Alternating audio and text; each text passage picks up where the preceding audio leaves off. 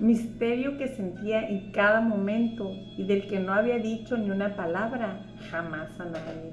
Lo que dijo Demián sobre Dios y el demonio, sobre el mundo oficial y divino frente al mundo demoníaco silenciado, correspondía a mi propio pensamiento, a mi mito, a mi idea de los dos mundos o mitades, la clara y la oscura, el descubrimiento de que mi problema era el de todos los seres humanos, un problema de toda vida y de todo pensamiento, se cernió de pronto sobre mí como una sombra divina y me llenó de temor y respeto al ver y sentir que mi vida y mis pensamientos más íntimos y personales participaban de la eterna corriente del pensamiento humano.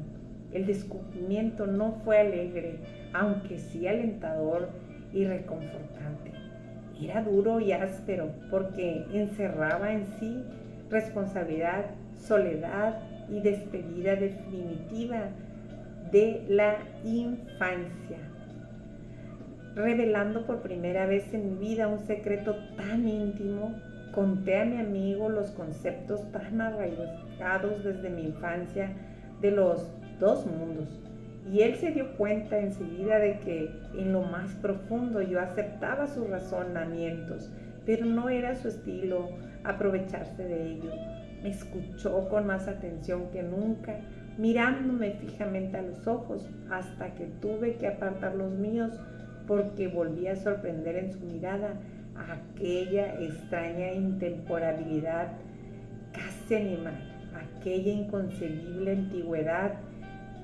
Ya hablaremos otro día, dijo con cuidado.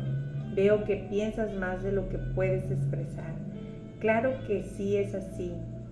Te darás cuenta también de que nunca has vivido completamente lo que piensas, y eso no es bueno.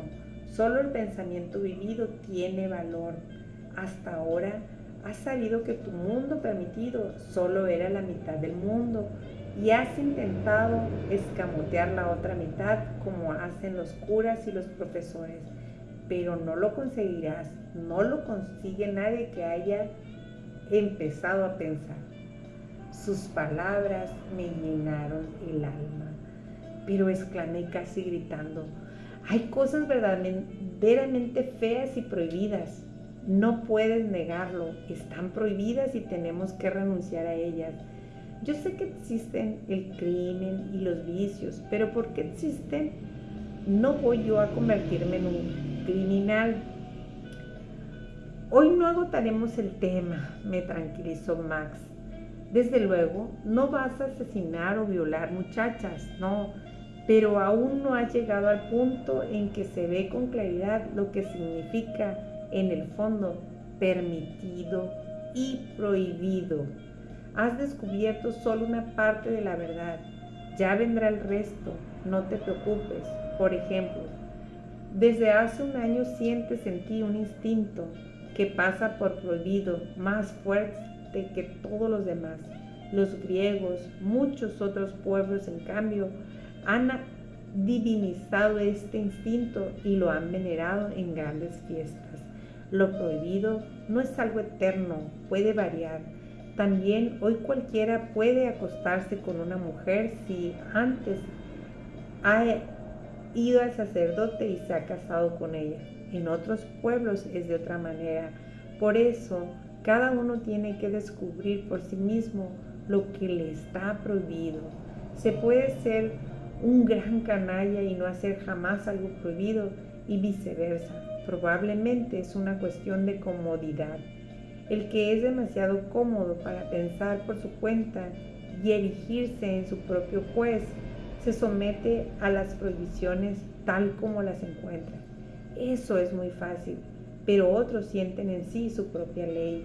A esos les están prohibidas cosas que los hombres de honor hacen diariamente, y les están permitidas otras que normalmente están mal vistas.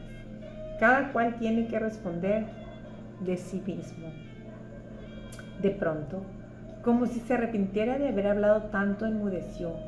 Ya entonces intuía yo de forma aproximada lo que Demián sentía cuando actuaba así, pues aunque solía exponer sus sus ideas de una manera muy agradable y aparentemente ligera. Detestaba hablar por hablar. Como me dijo un día, notaba en mí que junto al auténtico interés había demasiado juego, demasiado placer en el parloteo intelectual. En una palabra, falta de absoluta seriedad. Al volver a leer las últimas palabras que he escrito, absoluta seriedad, recuerdo otra escena que viví con Max Demian en aquellos tiempos aún semi-infantiles y que me impresionó vivamente. Se acercaba la fecha de nuestra confirmación. Las últimas clases de religión trataban de la comunión. El pastor dio mucha importancia al tema, cuidó mucho sus explicaciones y consiguió que en estas últimas clases hubiera un cierto ambiente de unción religiosa. Sin embargo, precisamente entonces, mis pensamientos se concentraban en otra cosa, en la persona de mi amigo, esperando la confirmación que se nos explicaba como solemne acogida en la comunidad de la iglesia. Yo pensaba constantemente que el valor de aquel medio año de enseñanza religiosa no estaba en lo que había aprendido, sino en la proximidad e influencia de Demian. No me preparaba a ser recibido en la iglesia, sino en algo muy distinto, en una orden del pensamiento y de la personalidad que tenía que existir sobre la tierra y cuyo enviado o emisario consideraba yo a mi amigo. Intenté rechazar aquella idea porque sería vivir a pesar de todo la ceremonia de la confirmación con cierta dignidad que me parecía como compatible con mis nuevos pensamientos, pero fue en vano. El pensamiento estaba ahí y lentamente se fue uniendo al de la cercana ceremonia religiosa. Estaba dispuesto a celebrar de manera distinta a los demás. Para mí iba a significar la entrada en un mundo ideológico que me había sido revelado por Demian. En aquellos días volví a discutir vivamente con él. Fue antes de una clase de religión. Mi amigo estaba distante y no se animaba ante mis palabras, que seguramente eran muy sabiondas y pretenciosas. Hablando demasiado, dijo con desacostumbrada seriedad: las palabras ingeniosas carecen totalmente de valor, solo le alejan a uno de sí mismo, y alejarse uno mismo es pecado. Hay que saber recogerse en sí mismo por completo, como las tortugas. Poco después entramos en clase, comenzó la lección y yo me esforcé en atender. Demian no intentó distraerme.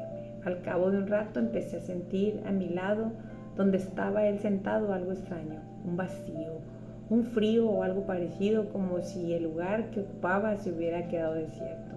Cuando aquella sensación empezó a hacérseme insoportable, volví la cabeza. Vi a mi amigo sentado muy derecho y correcto, como siempre. Sin embargo, tenía un aspecto totalmente diferente al acostumbrado.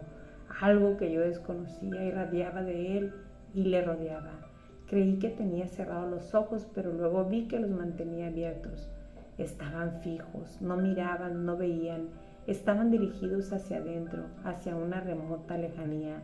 Demian estaba completamente inmóvil y parecía que no respiraba. Su boca parecía como esculpida en madera o en mármol. Su rostro pálido, de una palidez uniforme, era como de piedra, y solo su pelo castaño tenía vida. Sus manos descansaban delante de él sobre el pupitre, inertes y quietas como objetos, como piedras o frutas, pálidas e inmóviles, pero no blandamente, sino como firme y segura protección de una intensa y oculta vida. Aquel espectáculo me hizo temblar. Está muerto, pensé, y estuve a punto de gritar, pero sabía que no lo estaba.